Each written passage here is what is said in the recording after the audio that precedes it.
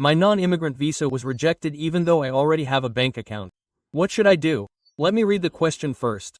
Oh, and if you watch it on YouTube, click on the menu in the top right and select the audio tag. You can change it to another language so foreigners can hear it. The question says that if I applied for a VNO and it was rejected, is there a way to stay in Thailand long-term? I already have a bank account and am waiting for advice.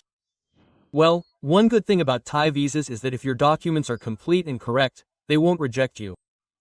They'll just tell you to prepare them properly or something. It's not like a Thai visa for foreigners, which is much more unfortunate. A rejection means a rejection and you've already paid the fee, so you have to reapply. If you reapply without making any changes, you'll still be rejected. But for foreigners in Thailand, if your documents are complete, you'll definitely get approved because many people have submitted them, and no one has rejected you since I've been applying. I'm not saying I'm good or anything, but I've figured out how to do it. Let's divide it into 2 periods, before entering Thailand and after entering Thailand. Before entering Thailand, I recommend applying for a VNO online. You can do so at thai.go.thgoo.ths or a .com, according to the link under the video. If you want to be sure, it's safe, and it's easier. You can use your own country's documents, bank account, marriage certificate, etc. They can speak their language. If anything is missing, the embassy will tell you to prepare it all. That's it.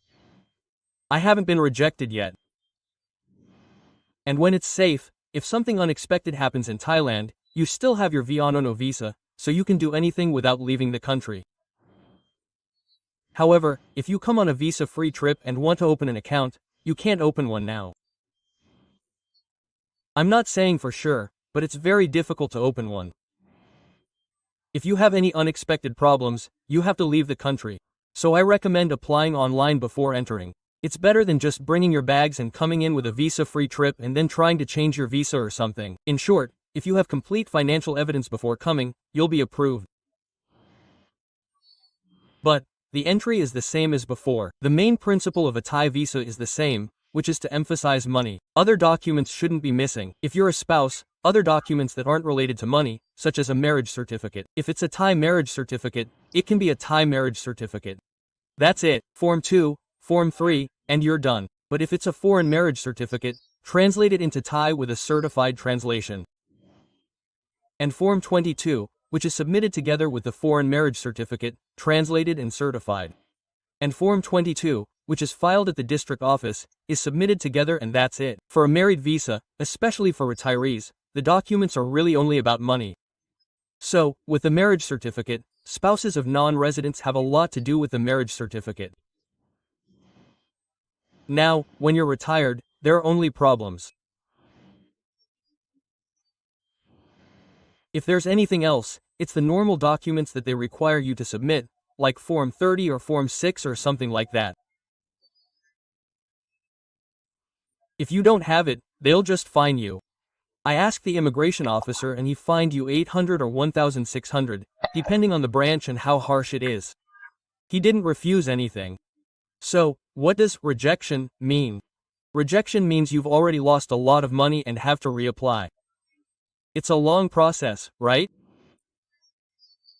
But the thing to be careful about once you've entered Thailand is the money, as I said. But the thing to be careful about is visa renewal. You need to prepare at least 2 months in advance. This is the point where it's rejected. You need to prepare at least 2 months in advance because if you're going to use money from your bank account, you'll need to open a Thai bank account with a non-immigrant visa and deposit money continuously for 2 months before the visa renewal date. For example, for a spouse, 400,000 baht is deposited and left there. You can't withdraw it for 2 months. That is, you can't withdraw more than 400,000 baht. And for retirees, 800,000 baht is deposited and you can't withdraw it. That is, you can keep it that way for 2 months. Also, request a financial statement from the bank and update your bank statement to the latest balance before you go. On the day of your stay, you can apply for an extension. That is, update your bank statement in the morning. If there's no movement, you can deposit or withdraw. I mean, withdraw or not withdraw. If it doesn't reach that amount, Deposit about 100 baht and then update your passport like this. Update your passport on the day you request your extension of stay. Also, bring a certificate from the bank. If it doesn't reach that amount, they might reject it, which would be a real problem. You only need to wait 2 months, and if it doesn't reach that amount, what do? Just leave the country. I don't think this is a big deal, but some people say to use the certificate from the embassy, no need to deposit any money. That's true, but the problem with income certification or retirement certificates is that some countries don't accept them. For example, the US, the UK, and Norway. Someone said Belgium doesn't accept them, which means that this is completely closed. Only deposits are left. If you come in with your belongings and don't know what's going on, well, visa free. Oh, and what do? You've already paid for your flight and only left the country when your visa expires. That's a hassle, so I suggested applying for an overnight stay in case of an emergency. This type of thing, you still don't have to issue it. You can still use it for income if you can't get a certificate of income. Another problem with the income certificate is that the embassy doesn't actually check your income. They might have you show them income documents, like retirement income forms or anything from within the country. Or if you haven't retired, you can show them to them. They just can't look at them. They don't have to check the system or anything. Then they have you sign an oath and they're a witness. That's it. In short, they don't check. They might just look at the form you sent. If they check, you have to wait several days. Then they issue a formal document. I've seen this in many places. They just have you fill it out and sign it yourself, and the embassy just stamps it. The problem is that the immigration officer knows the embassy isn't checking. So sometimes they might ask for additional documents. I mean, what if we don't bring the confirmation document? Or even if we do, it's not in English and we have to translate it. And is it correct? I'm not sure. I'd like to hear from those who use income certificates. What else do immigration officers ask for? I think they'll probably need additional evidence because they know the embassy isn't checking, they're just providing evidence. Let's just say that money is the issue that might cause problems. So, before using an income certificate, check with the embassy to make sure it's available.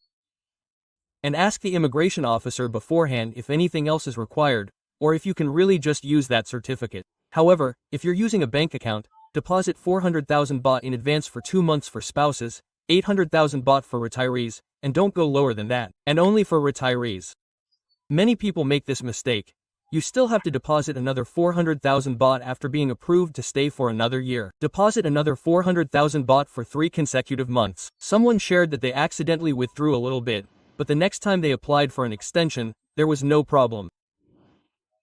But the next time they applied for an extension, it wasn't enough, so they didn't let them, causing another problem. So, the only thing you have to be careful about is money. I've reviewed it many times. I've already submitted it, so please don't review it again if it meets all the criteria. Just briefly review it again before applying for a visa online before coming, because you can use the documents from that country directly. It's valid for 90 days. Then decide whether to use an income certificate or use money from a bank account. If you use money from a bank account, you must deposit it 2 months in advance, according to the criteria for each visa. If you use an income certificate, you must make sure the embassy has actually issued it. Immigration will ask for something else, which means we must have it if they add more, right? And specifically for retirement visas, after being granted an extension, you must deposit another 400,000 baht. Withdrawals are prohibited for another 3 months. I'm sharing this. In summary, there are no denials. They just ask for incomplete documents, so you can apply for more. If any of you have experience, please share it for the benefit of others. It will be a valuable resource. Thank you to everyone who listened. If you need more information about applying for a Thai visa, check out gunagi.com under the video. Thank you very much today.